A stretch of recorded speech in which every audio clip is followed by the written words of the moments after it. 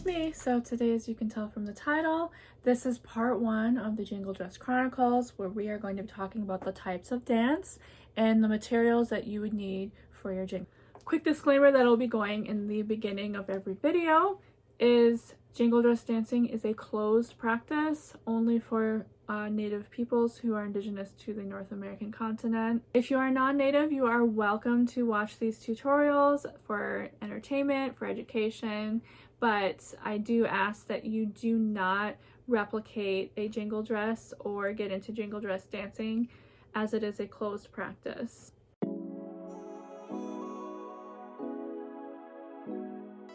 Okay, so types of jingle dress. So basically there's like a line, okay? It's like a polarity line where there's one extreme at each end and then there's kind of a gray area in the middle.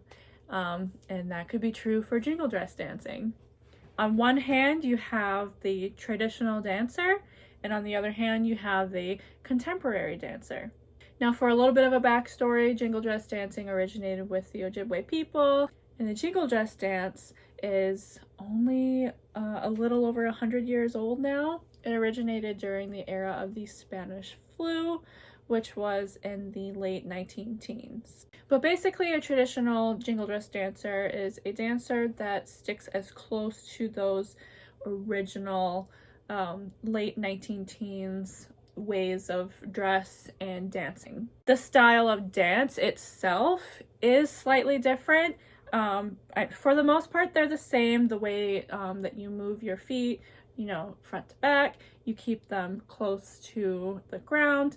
A traditional jingle dress dancer doesn't do any extra fancy footwork. They don't dance backward. They don't carry a fan. They only put their hands on their hips. They don't wear feathers in their hair. Again, these things might vary from community to community. This is what I know. And more relevant to what this series is about, their style of dress is different because the traditional jingle dress dance style of regalia is more simple compared to the contemporary. Typically what you'd see are natural fabrics for the overall dress, like a cotton.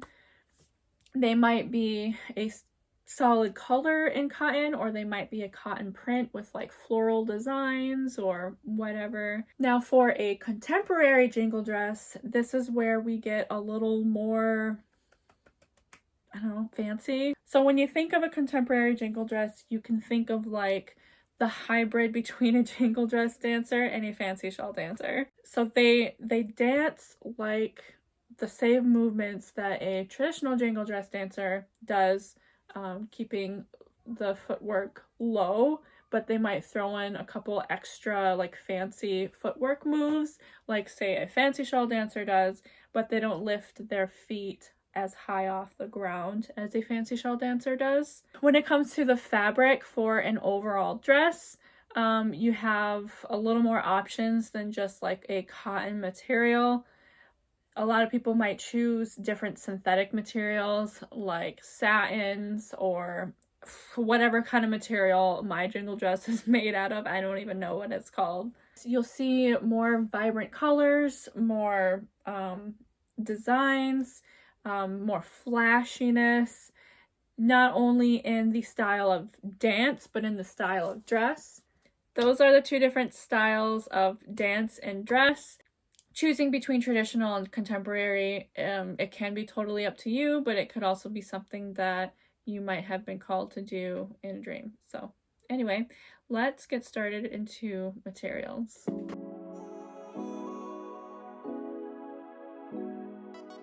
Okay, number one thing, fabric. So I'm going to talk about natural material first. This is typically what traditional jingle dress dancers have to choose from, but contemporary jingle dress dancers can still choose a cotton and dance the contemporary style or dress it up a little fancier to look more contemporary. But here, this is going to be what one of my daughters is made out of, and this is just a cotton material. Again, it's got a print on there. And for an adult, I believe you're going to need about 3.5 to 4 yards around there. I might even want to say get 4.5, just to make sure you have room for mistakes, room for your sleeves. I don't know. So this is a satin. This is actually really old. Like, I think I bought this fabric in like 2004 or something. Like, it's pretty old. As you can see, it's got lots of fraying. This is something to keep in mind with synthetic materials. Yes, natural materials will fray a little bit, and you have to think about how you're going to fray block, which I'll discuss that in a later video. But synthetic materials like satin definitely do fray a lot more, especially what I made my dress out of. Holy, did this ever fray. I don't know what kind of material this is. You know, it feels very much like a satin, but yeah, it's not a natural material. It's very much synthetic. In addition, materials like this definitely cost a lot more. I don't remember how much this is, but they can run anywhere from like $12 a yard to like $20 a yard, $25 a yard, $50 a yard, you know, whatever. They can get pretty pricey, whereas a natural cotton material, they can be anywhere from like $5 to like $10, $12. And if you might even get them on sale, who knows. There's also some like fancy fabrics that you can choose from. This was not used on a regalia. This was actually for a Halloween costume, but I thought that I would grab it and just show you that when you are getting a jingle dress, you want some sort of material that is strong. Okay. See? You do not want something that stretches. Gosh, no, especially a jingle dress. Fancy shawl, you might get away with getting stretchy materials because there isn't really, you know, the material doesn't have to carry weight.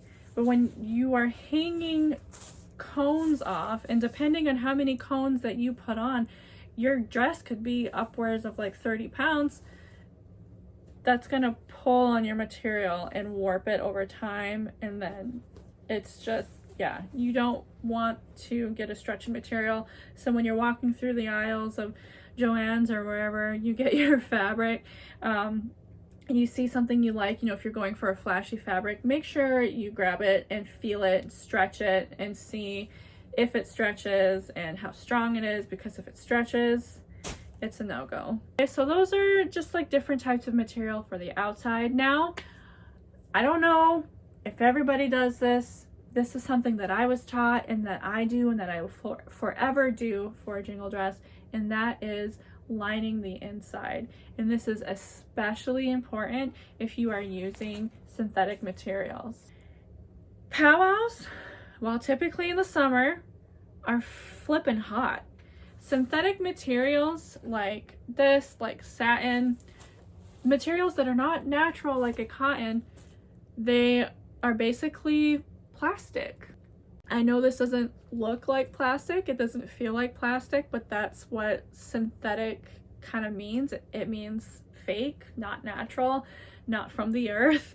So if you are in the hot powwow heat in the middle of the summer, you're not only wearing this thing, but chances are, you know, a lot of jingle dress dancers, they have long sleeves, their dresses are long, you're covered in this, you're wearing more clothing than you typically would on a summer day where you would probably be out in a tank top and some shorts. No, you're wearing more clothing and you're dancing around in it. Dancing is it's pretty athletic, so so it isn't just about comfort, it's also for practicality on how to handle your bodily functions when it comes to the summertime, baby. You're gonna sweat. So in order to help you deal with you know, hot air being trapped and getting like proper ventilation and, you know, aeration throughout your body while you're wearing this heap of clothing on you, I would always suggest a natural material to line the inside of your dress. The lining also serves another purpose. I'll talk about that in a minute. You can either choose a cotton. My suggestion is a muslin. That's because muslin is kind of like the cheapest fabric out there. Muslin does come in different colors, but the cheapest one would be white. If you don't know what muslin is, you don't know where to find it, you can talk to whoever works at the fabric store. They will know what you're talking about. Muslin is a cotton. It differs from cotton material because of the way that it is woven. The cheapest I've seen it is about $3 a yard. You know, if you apply coupons or if your store is having a sale, you can probably get it even cheaper. But yeah, line the inside with muslin. It's a nice natural material. It'll help with aeration. I keep going to the armpit area because this is like my main concern are the armpits. But you know, it'll feel much better against your skin everywhere else as well. The other purpose that an inner lining serves is on the skirt portion. When you are sewing the rows of bias tape on and you're sewing the strings that are holding the cones slash jingles on, you're poking a lot of holes in the material. Holes are obviously damaging to the material, and a lot of cones can be very heavy on a material and basically cause a lot of stress for a material, especially if you're using something kind of fragile like these synthetics. So I always say, you know, line the skirt with the muslin as well, and when you sew on the rows of cones, you're going to sew through the muslin as well, through the lining as well, and this will help strengthen so that the weight of the cones puts less stress on your material. Now, if you are using a cotton material for your dress, whether you're a traditional dancer or not, I would say you could probably just buy double of whatever you're using and use that for a lining. You can also use muslin for the inside of your lining. Muslin does come in different colors, so you could choose to get a colored muslin, you know, let's say like I would use a yellow one, or you can get a plain yellow cotton and line the inside. Whatever you want to do. You can also choose to not line the inside of your dress if you're doing a cotton like this, but there's a few things.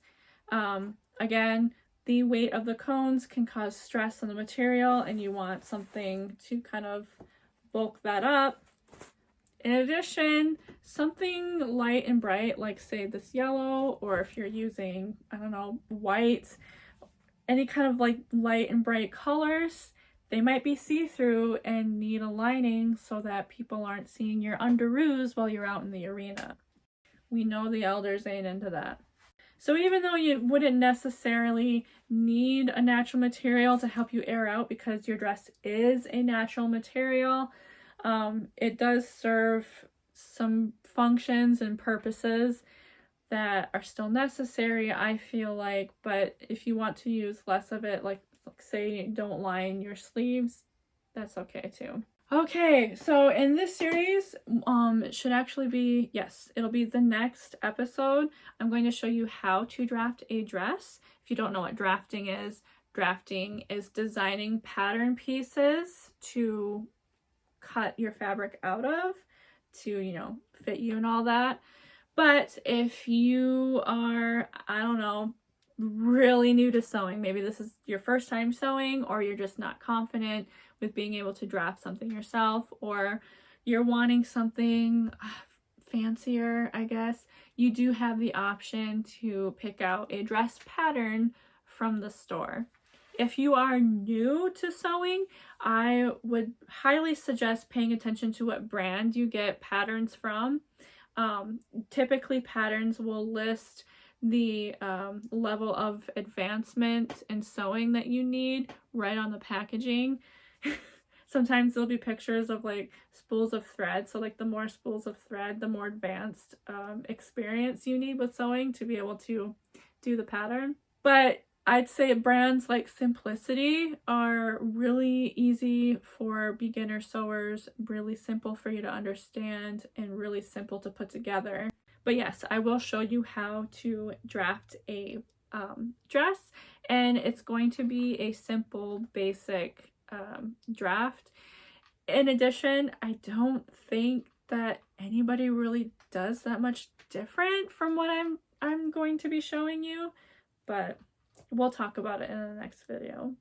Okay, so the next thing that you're going to need for your jingle dress is a zipper. So there are all different kinds of zippers, and you can pretty much choose whichever you want. You know, they have metal zippers, they have invisible zippers. What I like to use is just a basic all-purpose zipper. So you will see these zipper teeth from the outside of the dress. An invisible zipper is, gosh, if you go to the zipper section, all these things are labeled and you can see for yourself what it is.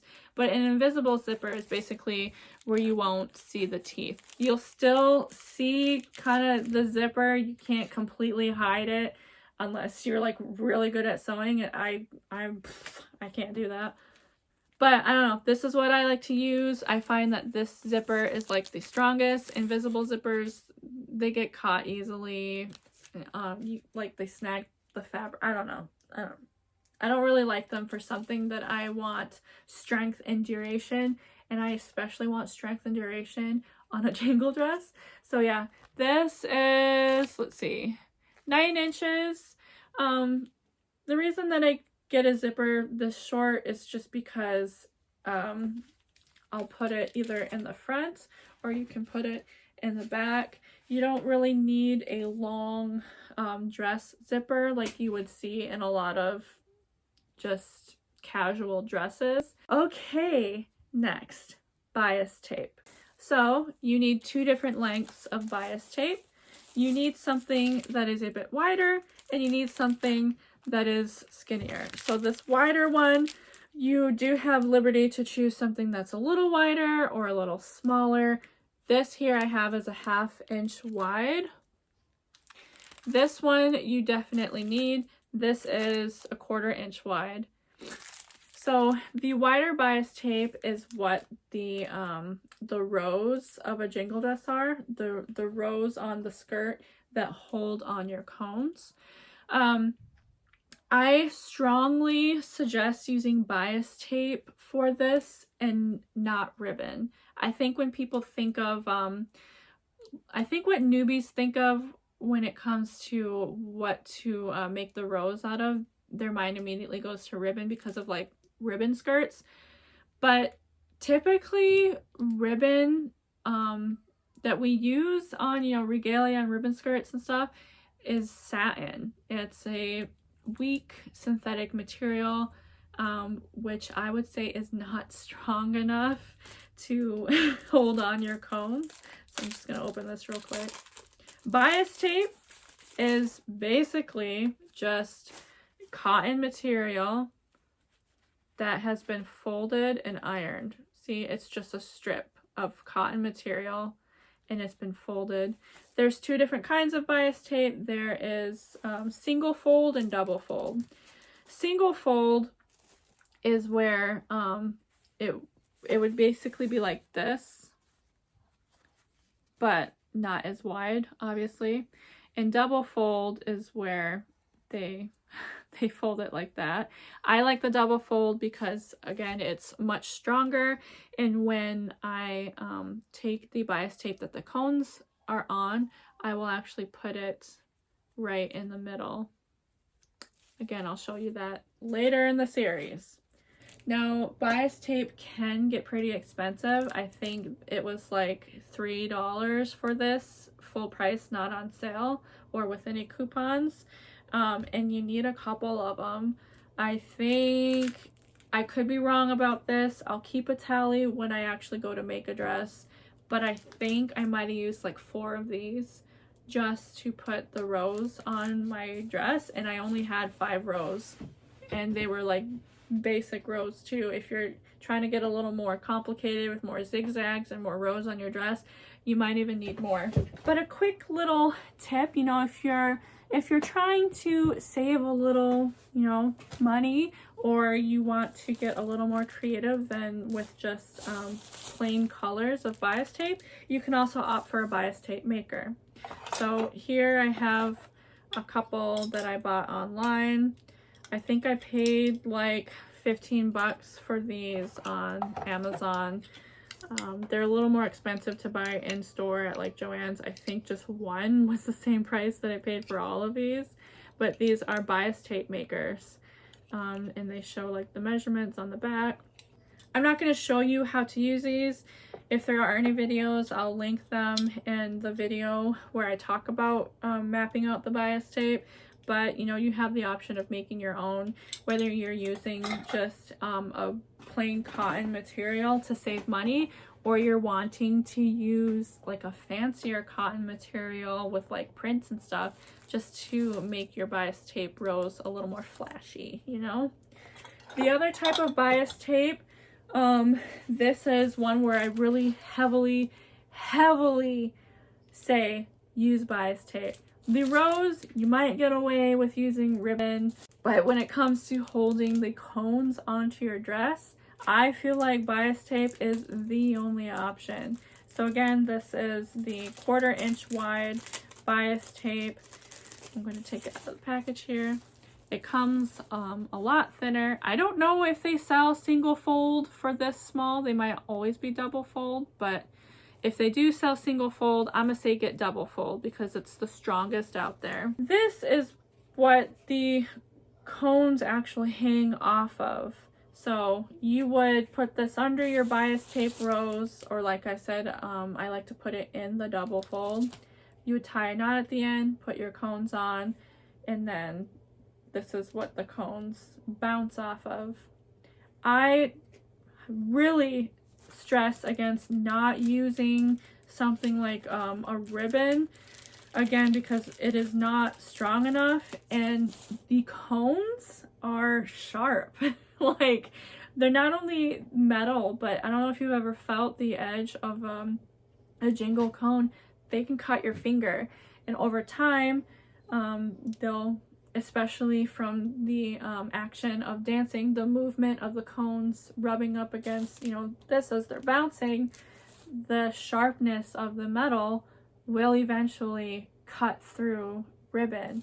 I've never seen them cut through bias tape, but yeah, you want something really strong. Again, if you're wanting different colors, you know, you can get a bias tape maker, and these do, I think, run the same price as like these, and you need a couple of them. I think like 3 or 4 is what you'll need. And again, that depends on how many cones that you use. So let's talk about cones. Here I have a bag of child cones. I do have some adult size around here somewhere. I don't feel like getting up to go get them. So this is a little baby child cone. A lot of people call these jingles. Actually, I think like most people call these jingles, and I do sometimes too. But I don't know, I've always referred to them as cones. A lot of people that I know call them cones, so you can call them cones, jingles, whatever you want. They mean the same thing. There's different colors, there's different brands, there's different materials that cones are made out of. So these ones here, they are a silver cone, and they are by Anishinaabe Bemishimo. Really great brand. They are also what I used for my jingle dress. Other brands would be like McPherson. Oh god, what else is out there? There's one that starts with an R. Why can't I remember? I don't know. I'll, I guess, put a list in the description of what brands of cones there are, and I guess maybe a couple places that you can order cones from. So yeah, these ones are silver. You also have the option of getting like a copper, which obviously come in a copper color. I think most brands have an embossing on them, but some brands might offer just a plain cone with no embossing. I know Anishinaabe Mishimo does. So, you know, if you're not wanting any kind of embossing on your cones, there's options for that too. Hello, Editing Chelsea here. Just popping in real quick because I forgot to mention that you can also buy your cones without them being rolled, and you can roll them yourself. You can also buy a rolling tool to help you roll the cones. So yeah, if you prefer to roll them on your own, you have that option as well, or you can buy them ready rolled. Yeah, you can buy them rolled already. So yeah, keep that in mind when you are getting a jingle dress, is that eventually you're probably going to have to change the cones, and you want to be really careful with like getting your jingle dress wet, you know, making sure to properly dry it and stuff so that your cones don't rust and tarnish. There's also kind of this, I don't want to call it a myth. There's this thing going around in Indian country where they say, a lot of people say that you need to put 365 cones on your jingle dress. I don't know where that came from. That may be a thing for some people, but personally, I don't think it's a thing. Especially thinking back to where the jingle dress originated from, what those original dresses looked like. They had 365 cones on them. The whole 365 thing came from, well, you have to have a cone for every day of the year. And that's not a, I don't know where that came from. If you want to follow that, by all means, you know, you do you. If that is important to you, that's important to you. You do that. If you're worried about needing to have 365, you don't want that many, or you want more, go for it. Hi. Okay, so I was sitting here working on the tube and I realized that I forgot to mention a material that could be considered crucial, especially for somebody who is making their first dress or is new to this kind of thing, and that would be glue. Two different types of glue, that would be liquid glue and glue stick. So liquid glue, I would suggest two different kinds. You can do the tacky glue. Sorry, I don't have it next to me, but it comes in like a brown bottle at the craft store. Again, it's called tacky glue. And you can also use just a regular old Elmer's school glue. And then I also suggest a Elmer's glue stick or whatever brand, basically. So what the liquid glue would be used for is gluing the bias tape on there, the wide bias tape and the thinner bias tape that is used for hanging the cones off your dress. And then the glue stick could be used for applying any ribbon that you're putting on the dress. So if you're not putting any ribbon on your dress, like any satin ribbon, a glue stick isn't necessary. It isn't really necessary to put ribbon on anyways, but gluing these things on your dress can help you make sure that your lines are straight and it doesn't move around on you when you're trying to sew it on. Personally, I do not use the glue to help me with all that. I just measure and sew as I go. So yeah, I'll add that to the material list. All right, so in addition, I guess this is where kind of the really interchangeable things come in. You can use different colors of thread if you want, you know, to apply the bias tape. Let's say I want to apply this white bias tape with green thread, you know, that might be cute. But either way, you're gonna need thread, not only for that, but to put the dang dress together.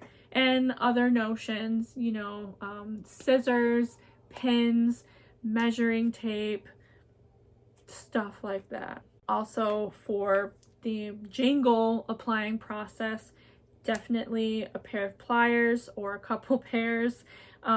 Lots of time and breaks. If you can afford stress gloves or any kind of working gloves, I suggest that too, because prying on the cones can be stressful on your hands, especially if you got weak hands like I do. All right, so the last thing would be any kind of design supplies, any decorative things you want to add to your dress. What I like to do for applique, if you plan on adding applique to your dress, I did do a video about applique, how I do it.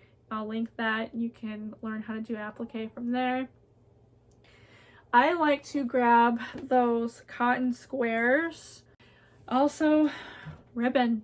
A lot of people put ribbon on their jingle dresses, but like I said, ribbon on a jingle dress should never be practical. It should only be decorative. I highly suggest against using it for holding on your cones. If you do want a ribbon,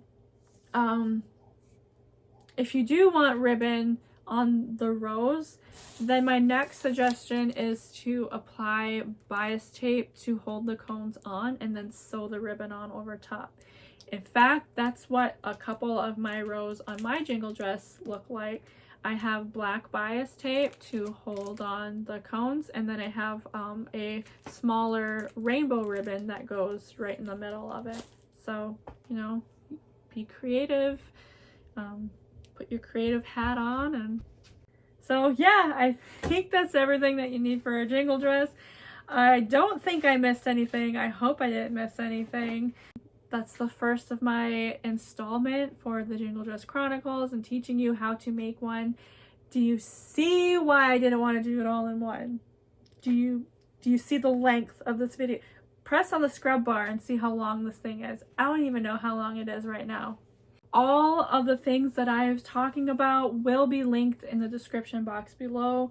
I'll try to even give you some links directly to like Joann's so that you can kind of see these items for yourself, see what they're called, play around with prices, and yeah, that's the materials that you need to make a jingle dress and the different types of dance. So I hope that was helpful or entertaining or whatever you want it to be, and I'll see you on the next one. Bama Pequodman.